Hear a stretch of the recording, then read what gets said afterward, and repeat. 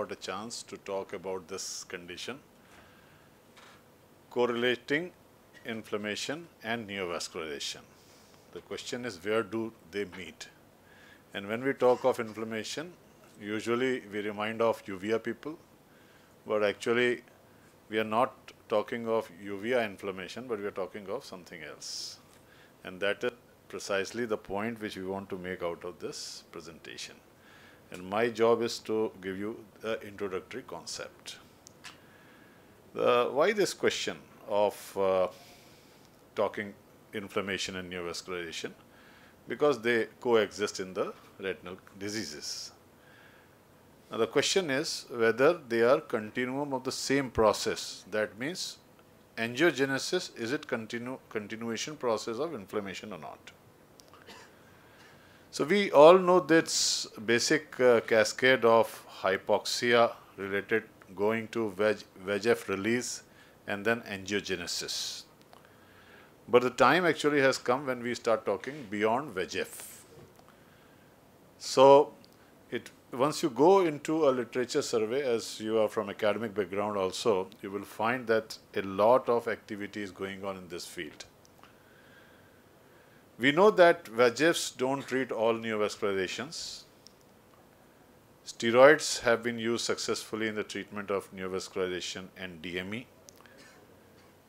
And neovascularization associated with uveitic retinal diseases get treated by steroids and antimetabolites. Hence, we need to look into the etiology. When we treat, as usually the clinicians would say that I am into the treatment part, why I need to look into the etiology? Because if you do not understand the etiology, you will be treating, but the treatment improves if you learn the etiology also. And it also opens vista for new treatment like topical and treatment and oral treatment, even oral treatment for diseases like CNV, and they are in the pipeline, and the future is not very far off. So what we know that earlier we thought that retina is immune, it's not related to immunity, but it's actually an immune privileged organ, and there are so many cells which can react when there is injury. So retina can react to injury. And injury can be of two types. One is autoinflammation, where it responds by the tissue itself, and there is autoimmunity, which is because of the classical T cell, B cell and cellular mobility. So that means we need to understand that there are two types of inflammations. One which we see in uvea cases, that is the visible inflammation, and other is a low-grade chronic inflammation, which is also known as intracellular edema, and which is responsible for a lot of diseases, which is consistently found in diseases like AMD and diabetic retinopathy. So we are talking about AMD, diabetic retinopathy, vascular blocks, EOS disease simultaneously, keeping them into one frame. And that is the interesting perspective of this particular thing. Let's take the example of hyperglycemia.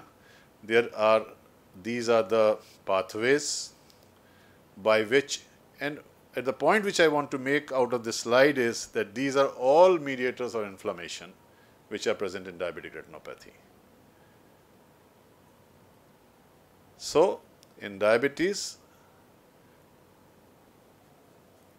these are the chemotactic agents which are released, which produces a pro-inflammatory environment, which generates apoptosis and ischemia.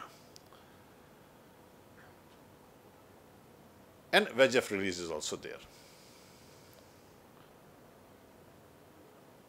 So this produces a low-grade inflammation which is responsible for your blood-retinal barrier dysfunction and then related things which happen in diabetic retinopathy, which we don't need to discuss. So we come back to the same slide from where we started. We knew that hypoxia, VEGF release and neovasculogenesis is the final path of angiogenesis. But what now we need to understand that before that there is a lot of activity which is responsible to go up to this stage. And interestingly, there is an alternate pathway also.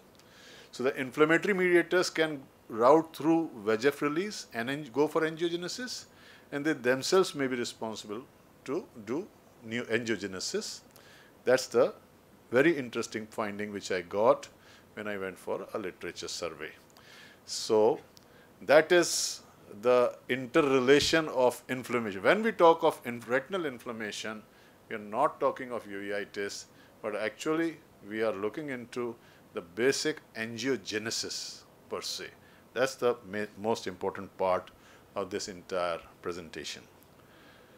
So we use a term RINC, retinal inflammatory neovascular conditions. Thank you. So with this background, I will call Dr. Manish to talk about various clinical scenario, and this is entirely a new thing. So naturally, I didn't want to go into a lot of etiopathology and mechanics and all those things. So to make it interesting for everybody, we